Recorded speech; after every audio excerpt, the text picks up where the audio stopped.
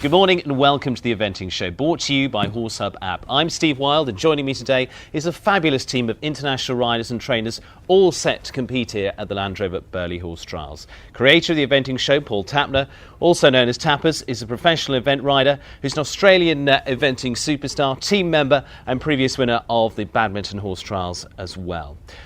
Jonty Evans has been eventing internationally for over 20 years. He's been successfully competing and travels to competitions in many parts of the UK and Europe as well.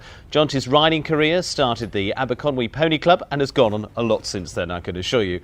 Since then, he's been successfully competing at 4-star level and chosen to represent Ireland in a number of European championships with Greg Warrior, now just as comfortable in front of the camera and on the ground as he is in the saddle. Delighted to welcome here as a regular part of the Eventing Show. And I'm delighted to say also joined by Anna Ross Davies, an international Grand Prix dressage rider and freelance trainer as well, has represented Great Britain at Grand Prix all around the world. Not only famous as a rider, but a huge personality in the equestrian world. In 2008, she was the British Dressage Personality of the Year. Anna, delighted to see you. Thank you very much for having me.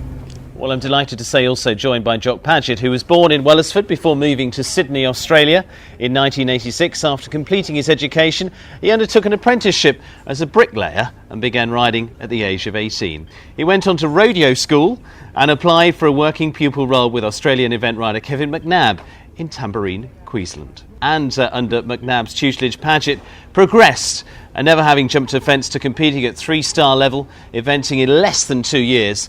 And the Gatcombe win has firmly put him on the map, following on, of course, from badminton. Delighted to see you here, Jock. Thank you very much for having me. Well, August got underway with the Gatcombe British Open Championships, the international 3-star there. The results, well, Jock Paget finished top again for New Zealand. Congratulations to him with Clifton Lush, and he's with us, which is great to see. Oliver Townend finishing in second spot with Armada, and the best of the British there too. And Sam Griffiths of Australia of Happy Times finishing in third. Well, Jock, I'm going to come to you so far. It's been a very good year for you. Yeah, it's been good so far. I'd like to keep it if I can. Not giving too much away. What do you think this year has been the lift for you? Of course, we're going back to badminton, now we've gone on to Gatcombe. What has been the change in 2013? I think it's probably been a combination of a lot of things, and I think it does take a really long time to get yourself and the horses to the point where they are ready to win at this high level. It's not something that you can do very easily. Your horse does have to be well trained and experienced at this level. So I think the timing is right, and we've done a lot of work and a lot of training, and hopefully we can keep getting the results. And in the nice position for you, taking the Open title on a different horse to the one you won badminton with. Yeah, and it was actually really good for that horse because he's had that coming for a while now, and he has been a little bit in Promise's shadow, so it's nice for him to go out and show everyone what he can do. Yeah, he was a little bit sort of forgotten about at badminton because you had a very good result on him at badminton this year as well. 14th I think it was. Is that right? Yeah, that's right. Which in itself is great, but because you won on the Promise, you sort of forget that you were also 14th on the other horse. So yeah, it's nice to have two top horses capable of winning. It is. I'm very fortunate. It's good practice during the day too. On a day-to-day basis, you get to ride horses of that calibre. It's good for your riding. And Jonty, coming to you, the top three that we're seeing there, New Zealand, Great Britain, Australia, it's the traditional ones up there again. I know, and Gatcombe is classic, isn't it? Because it's obviously they've got to do the dressage. It's a very difficult place to jump clear around in the show jumping, and then the cross country is just it's kind of made for competitors, isn't it? It's uphill, down dale. It's technical. It's difficult to get the time, and when you see the likes of Jock, Ollie, and Sam up there, it's year after year the top competitors come out at Gatcombe. Serious cross country track, and Oliver Townend's only his second season with Armada, and Armada I think is probably one of the best cross country horses in the world. It's just a machine across country. I mean, Oliver was lucky enough to get the ride from Andrew Nicholson because Andrew didn't think the horse was ever going to be as competitive as what Andrew wanted at 4-star level in dressage and show jumping. I presume I'm right in that. You probably shed more light on that, Jock. But yeah, I think so. I think that he had a lot of other very good horses in front of that one, and he felt the horse could be more justified with another rider. Yeah, but certainly with Oliver, Armada is now Oliver's top horse. Oliver's a little short on horsepower, unlike Nicholson. So that's the best result that Oliver's had on that horse since he's had it. So it just shows when we say that's one of the best cross-country horses in the world, it just shows how influential a cross-country is at Gatcombe, and it's amazing. Were you under time at Gatcombe this year? I was on time because I took all my minutes, and I knew that there was 7 seconds between me and Andrew, and there was 15 seconds between me and Ollie. So,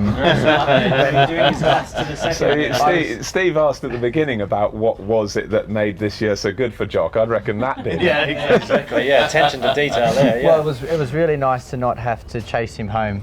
When I got to the 4th minute, which was just before the corner combination, the Land Rover, when I was going past the speaker and I heard that Andrew was walking home, so I knew I then had 15 seconds, and I was on time then. So. I had planned to be a little bit cheeky on that combination down the hill from the roll top to the skinny, and then I'd planned to knife those 2 fences for the water quite a bit. And when I knew I had 15 seconds, I just played it direct but safe. So you're able to change your tactics on that last bit of that bowl where the most spectators are, and it is very intense in that area, and just take wider lines then, just because you heard the commentary. Yeah, I was just lucky I was right place, right time, heard the commentary, and there was no need to take the risk. I didn't need to go inside the time to win, and I was trying to win, not prove that I could go inside the time, so I just did the right thing to make sure of the win. I've been going to Gatcombe for years trying to make the time. That's what I want to do. Hopefully that would give me a win as well, but it's fascinating that you're so on the ball that you can ride around one of the toughest 3-star tracks in the world, still hear the commentary, do your maths as you're going, and adjust what you're doing. So. Sounds like multitasking at its finest. Yeah, exactly. New Zealand men can obviously multitask. Clearly. I wouldn't have been able to hear the commentary.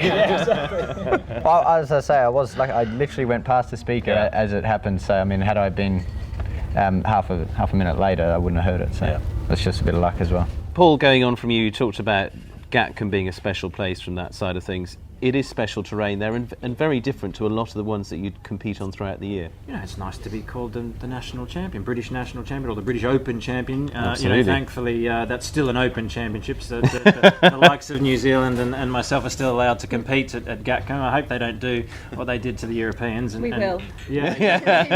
Stop that one. Yeah, exactly. We have to make the most of it now. Exactly. It'll be the British national championship, not the Open. If you let a Brit win it next year, then you can have it again for a few years. We'll think about it then. Talking about the Aussie riders in there, Sam Griffiths with Happy Times, great partnership. Yeah, I mean that's Sam's top horse and has been for a number of years, and he's got the horse here at Burghley, and amazingly Burghley this year, where we are now, is Happy Times' 8th 4-star event. And that is a phenomenal amount of events for a horse at this level to do.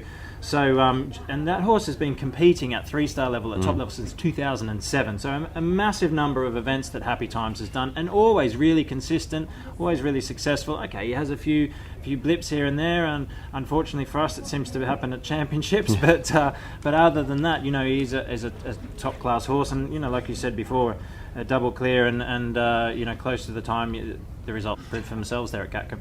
Anna, coming to you, there's much been mentioned about the influence, of course, of dressage now. You as a trainer, you as a rider in pure dressage, how do you see it for the eventers now? I think really the top eventing dressage tests are now comparable to that level in pure dressage, and need to be in a competitive position now. I don't think there's any such thing as eventing dressage anymore. There's just dressage. And really, I think for any sort of aspiring event riders watching this, your performance has to be able to hold up now to a pure dressage performance at the same level. Obviously, the horses are a little different, but most event riders become event riders because they love the cross country. But I have to say, these guys probably agree. We actually spend more time training dressage and riding dressage now than any of the other phases. Would you? Unfortunately, Unfortunately, exactly. As Jock said, unfortunately, tragically, we actually spend more time in the saddle doing dressage than we do what we actually love. And actually, if you talk to the show jumpers, the top level show jumpers now, they actually say the same as you do, that they spend most of the time actually working on flat work for their show jumpers, and talk about Michael Young competing in show, straight pure dressage and jumping as well. Yeah, he competes certainly at Pre St George level dressage, which is the sort of first international standard in pure dressage alone, and it certainly does show in the way he presents the horse in the test. I've got a question for Anna. We're always being told that if we improve our flat work, it'll have a real benefit to our cross country and our show jumping. So when you're on Saturday, when Jock's galloping down to the Cottesmore Leap here at Burghley, right? What does he need? Does he need to think of a half halt or a half pass or? Speaking as someone who walks around the pole on the ground, I don't really feel I'm in a position to comment, but I'm sure Jock's horse will be in excellent balance, having watched his dressage tests, and I'm sure he'll be multitasking. Well, I don't reckon he needs to think of half pass in front of that fence. I think obviously the things that are crucial are the suppleness and the balance, and also I think a good dressage horse really should be easy to ride. Yeah. And speaking as someone who does not jump cross country or show jump, I would have thought those attributes in a horse must be essential. The quick reactions, being able to turn easily and when you want to, and hopefully being able to half halt when you want to. It's got to help, hasn't it? I don't want my horse being easy to ride coming to the Cottesmore Leap. I want it dragging me in there to get to the other side with me hanging on to the end of the reins being terrified. Excellent. Yeah, that would be the ideal ride to get to the other side of the Cottesmore Leap. So that's in your dressage training, I think. Yeah, it's not a lot different to my dressage, really. That's classic training a la tappers, I think. But actually, one thing we do want, and that we have a great debate with our clients about in dressage riding, is we do actually want the horses taking us and taking a contact and taking the bit. I don't think it's quite in the same way that you described there, but I'm sure there are some similarities. Keep dressage training, Paul. Don't give up yet. There you go.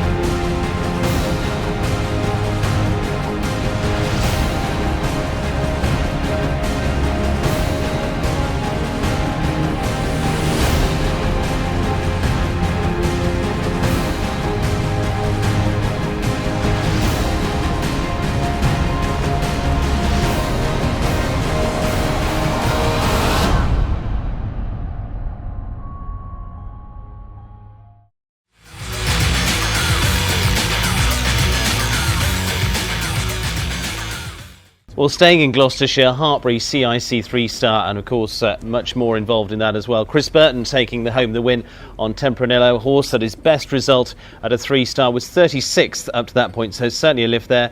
Then Tim Price with Wesco, who then went on to further success later on in the season on the New Zealand team, had a very good win there, and rare to have a husband and wife combination on the podium at Hartbury. Tim's wife Janelle Richards taking third on the deputy. So it is all about the husband and wife combinations all making good stuff throughout the season. So guys, how does it look? It was good to see Tim and Janelle up there together, and good to see, I'm sure Janelle will kick me for this, but good to see Tim beating Janelle. I was going to say the same thing, actually. I was very happy about that. Yeah, good for Tim, because he's been in a bit of the shadow of Janelle, obviously being the bronze medalist at Olympics. Yeah, I love watching Tim ride this horse. He's such a great rider, very accurate, and has a great way with them, and I think this horse thrives on it, and it was good to see him come out and get a good result. I know he was devastated last year not to be able to ride the horse in its first 3-star at Blenheim.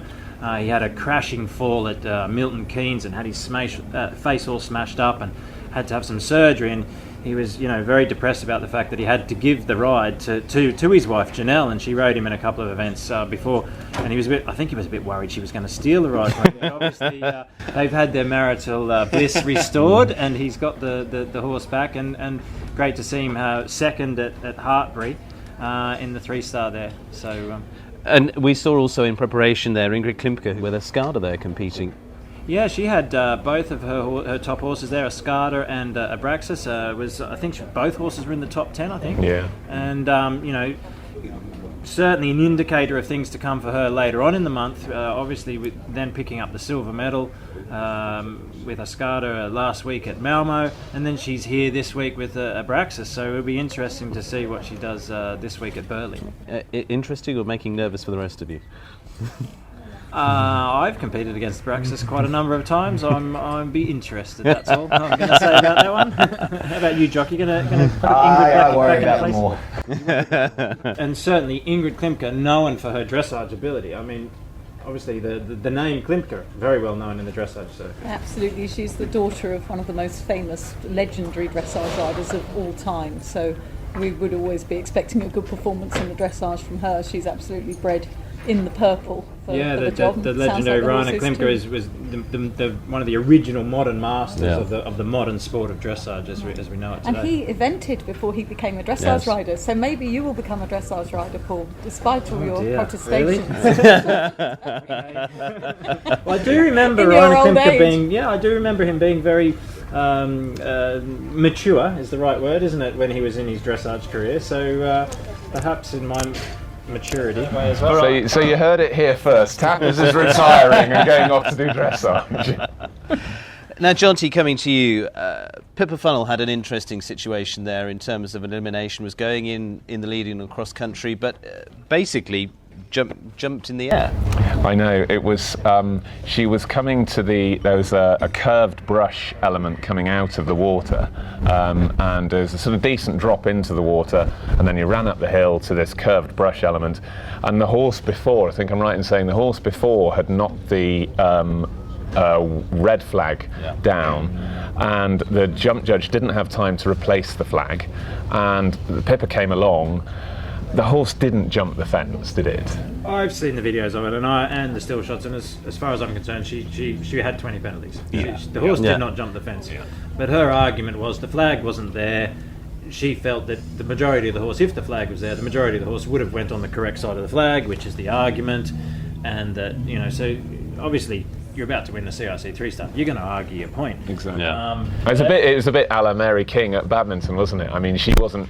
She claimed she wasn't sure, but on the TV you could see its shoulders were outside the flag. But then, having said that, also the next fence is a massive fence and it's very, very close, and so you had to just be determined to get from one fence to the next fence. So there wasn't really time for her to pull up and then ask the jump judge, "Oh, what did you think?" You were already committed to the next fence, even if the jump judge was on the ball enough to yell out to her 20 penalties. But then were they? So there was a lot of controversy there, and obviously a lot of upset for Pippa. Completing the course, clear and under time, she thinks she's the victor, only to be eliminated afterwards. Pippa, it's a little bit unfair as well for her to have to jump the fence without a red flag. Which would have guided you in, I suppose. Well, the horses learn to look for the flags, I think, and for her to do it, if the flag had been there, the horse may not have questioned the fence as well. There's a big school of thought, isn't there, that you don't train horses over skinny fences without flags on them. Because they do learn to pick up, and particularly when they've got to 3-star level, by then they've started to pick up the flags, and so it was a very tricky situation. Well, Jonty, coming back to you, because you've sat on all sides of the fence at events from that point of view, Tom Rowland and Iridium had a bit of a dramatic Hartbury as well, and not their fault. Going cross country, and there was actually the director of the event was crossing the course driving a Land Rover, and Tom on his horse collided with the Land Rover Discovery. So it was it's pretty shocking, to be honest. Luckily nobody was hurt, but I don't know. Our sport is dangerous enough as it is without having dodging cars. Getting run over by a car whilst galloping along. So, I mean, and the pictures of the car afterwards. I mean, there's a horse-shaped dent in the car. It was pretty dramatic. I mean, I'm sure we've all had near misses before. I mean, I was at Barbary this year and very nearly ran over Mark Phillips, our course designer here. I'd sort of aimed for him. You might regret that this week. Now, going back to the competition itself, from that point of view, Chris Burton of Australia finishing as a winner, so another win for Oz. Yeah, and a brand new horse for him. Tempranillo was previously ridden by Sweden's Ludwig Svennesdahl, so obviously it just sort of shows how different horses gel with different riders, because Ludwig certainly didn't have very good results with Tempranillo, and then in a very short space of time with Chris Burton, that horse within just 2 months of being with Chris, is now winning at 3-star. I mean, it's a fantastic turnaround for that horse. So I think that's a real combination to look out for in the future. So a real potential team member. Oh yeah, definitely. Yeah, I'm hoping that we're going to see Chris on as an Australian rider, and if I get on a team, I'd love to have Chris as my teammate here, because he's an amazing competitor. He loves to win. So the Germans are going to have a real challenge from Australia then? Everybody, yeah. Irish, New Zealand, we're out there to challenge them, don't you worry. Absolutely. It's kind of in the nature, isn't it?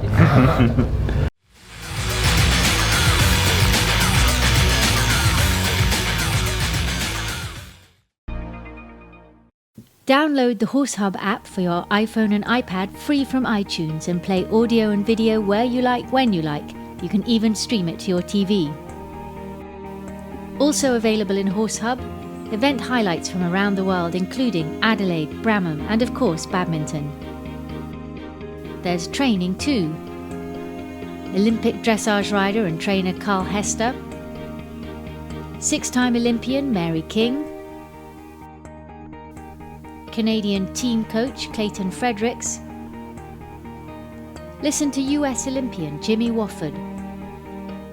Show jumping help from Tim Stockdale. Dressage help from Richard Davison and many more. Plus, all your favourite shows from Horse and Country TV. And I think we are the perfect match. And so much more, with hundreds of downloads available. Many are free or less than the price of a cup of coffee. Download the Horse Hub app now from iTunes and keep your equestrian iTunes with you wherever you go. Just search for Horse Hub in iTunes.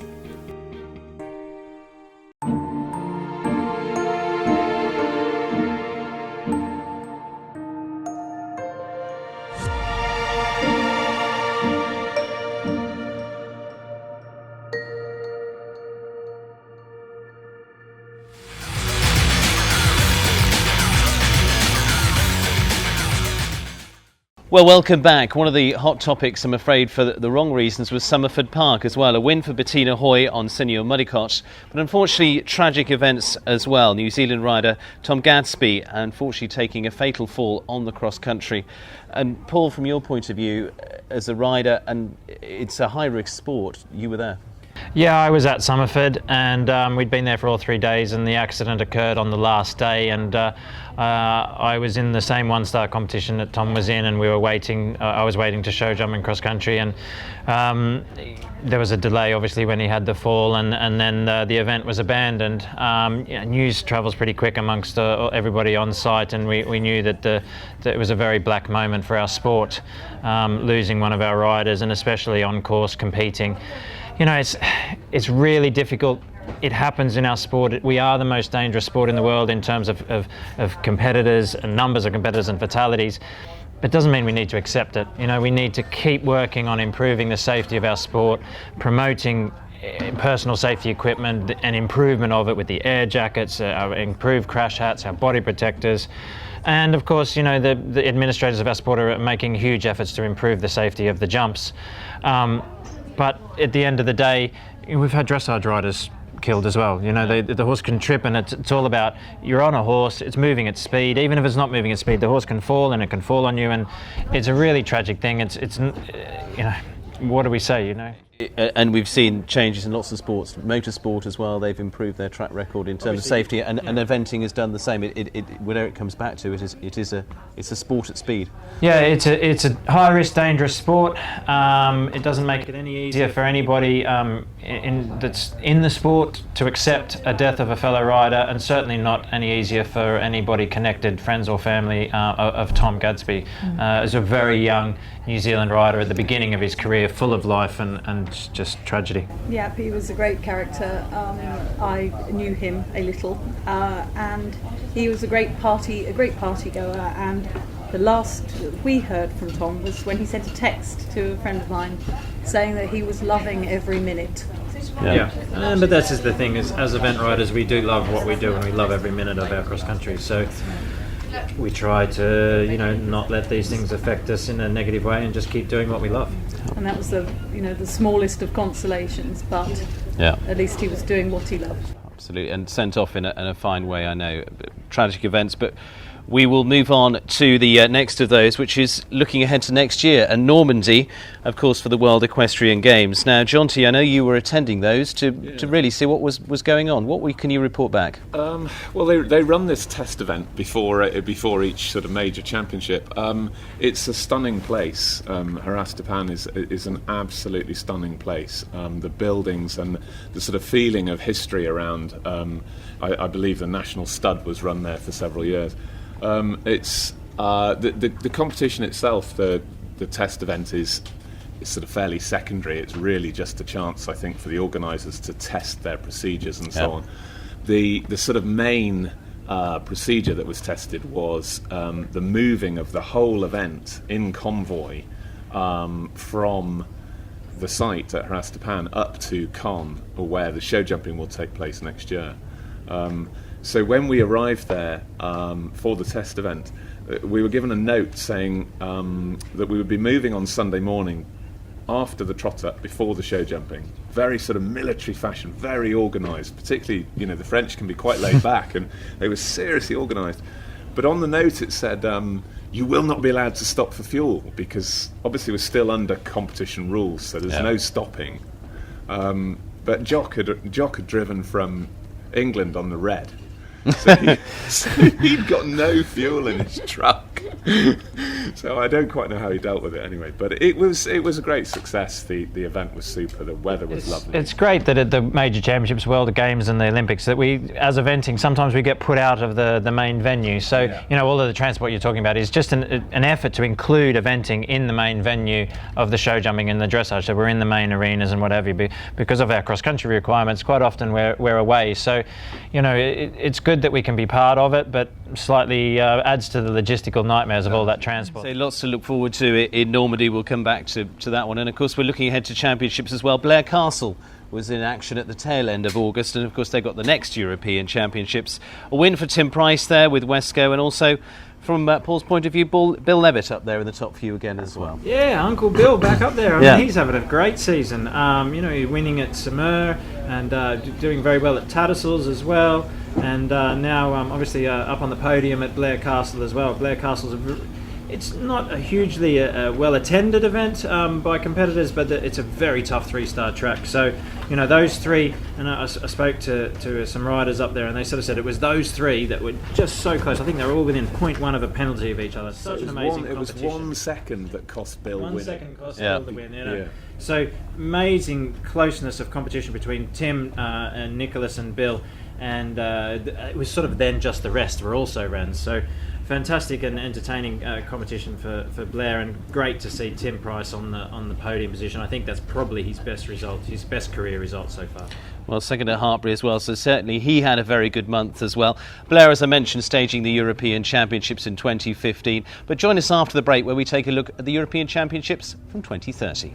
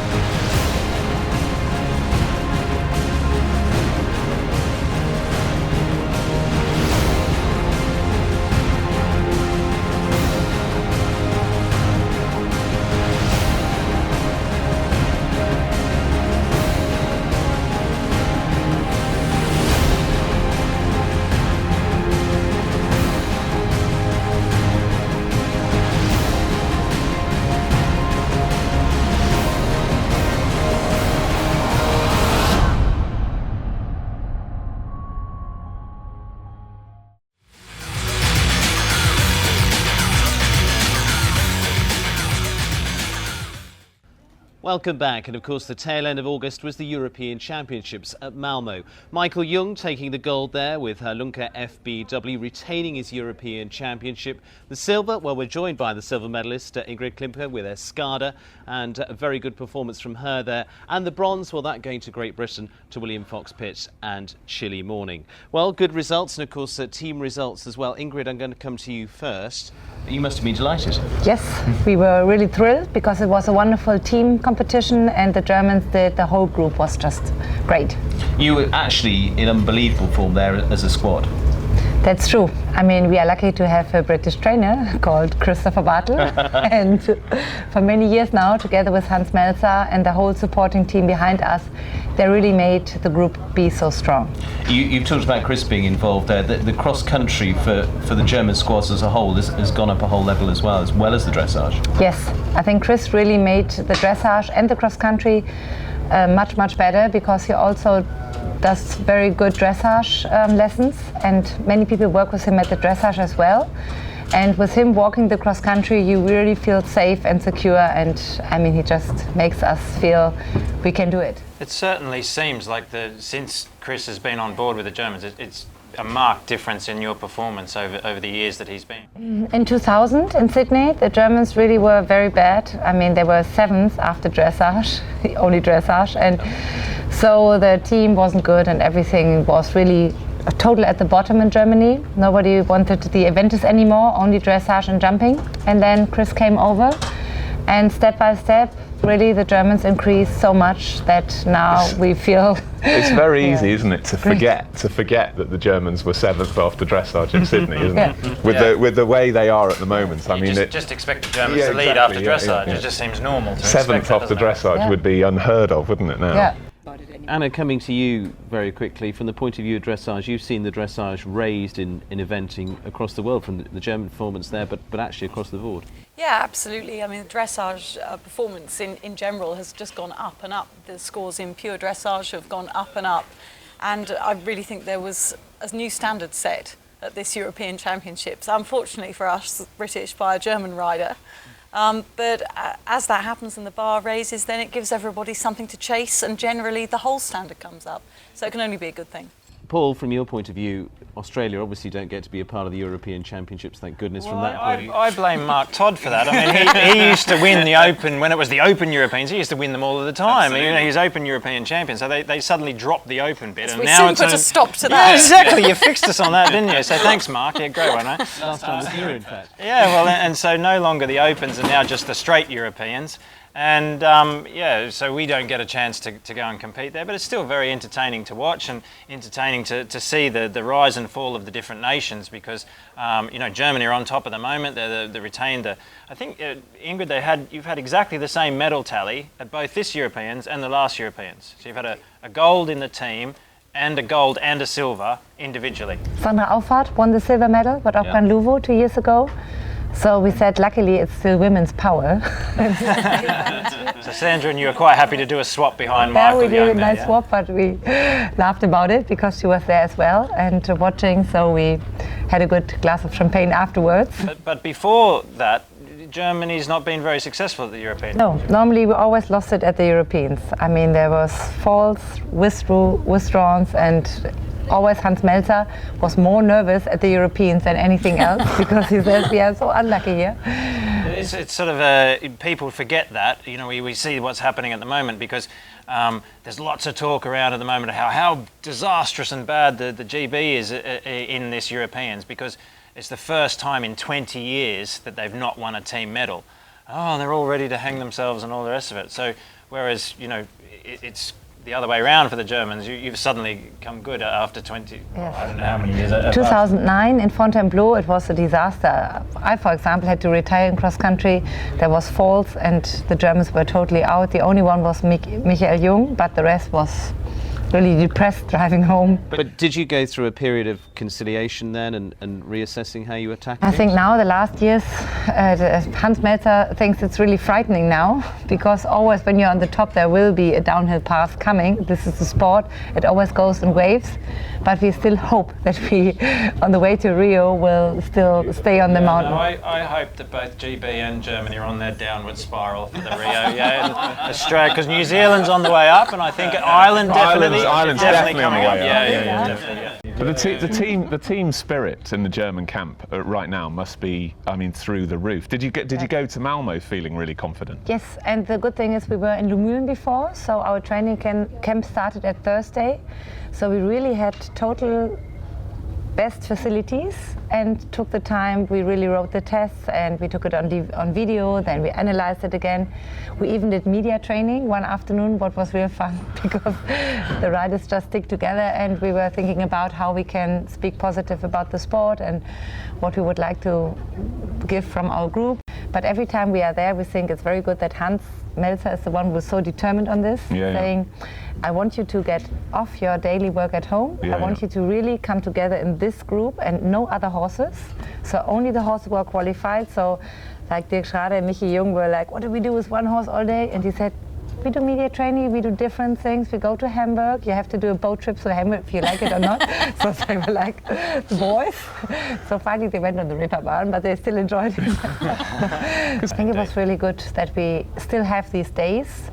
It's quite long, I mean, from Thursday to Monday, you think, and then Monday, Malmö, so it's not a week, it's 10 days. So it's about nights out and media training. Media training and nights out. That's what European Championships are all about. You've heard it direct from the silver medalist. There has been talk, though, Paul, about the journey and the fact that from the UK it was kind of 2.5 days driving. It's interesting to know that you were at Lumülen already, so you're already well over halfway there. That's why we chose it. We said that Lumülen is only 6 hours away from Malmö, so we were totally rested. 6 o'clock Monday morning we all left, and 12 o'clock Monday we were there. So it was totally relaxed, and then everybody came and it was really like... Of course, the GB had a disaster of Tom McEwen not trotting up on the very first trot up, and you can blame the travel for that. 2.5 days of travelling in a truck is not going to do any horse any good, and then you expect them to perform at their best. And the German horses, as a group, they looked fresh and amazing all week, didn't they? Yeah. Because I mean, the Brits, something for everything. The Brits were at Blair and so on at other events, weren't they? Yeah, business as usual for them. I mean, obviously we're in the most busiest eventing circuit in the world here in the UK, and they've all got hundreds of horses to ride, so it does make a big difference. But you're going to the media training and doing all those different things. It's interesting you say that. The first images to come out of Malmo of the eventing championships was of everybody, all of the teams in their party gear at the welcome party, where I believe you had the traditional Malmo welcoming party where they all do a bit of a song and dance and what have you. And it was interesting that the Germans, they looked great into it. They're all in their tights and having fun. Of course they've been practicing all week in Hamburg. Exactly. And the French, I think, were doing something bizarre with their knickers. The French were the best, apparently. But there was not a single photo of the GB team. And we all just presumed that, they're all tucked up in bed, not drinking, not partying, not being a part of this. But I think, you can spread some different light on that. They were singing a song, but they were all in black and only had this little flashlight, so there was no light in black. They were in black and had, what is if they have different hairs?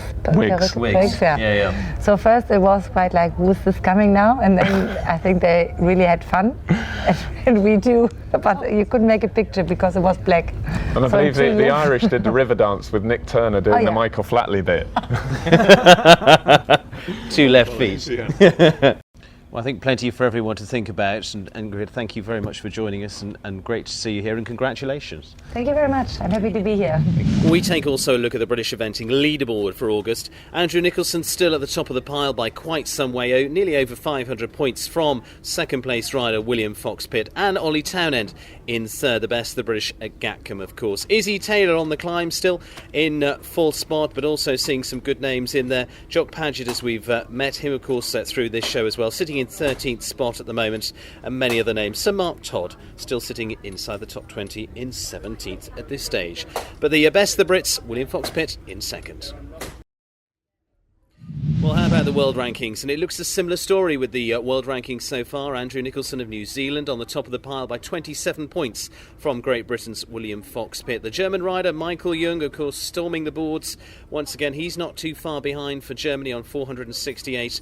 And then Bruce Davison Jr. of the USA in fourth. That top 5, well, New Zealand get into the top 5 with Jock Paget sitting in 5th spot, and Germany again making a reappearance with Ingrid Klimke in 6th. So that's it for this month's episode of The Eventing Show. Join us next month when we'll be coming to you from the south of England International Horse Trials. See you then.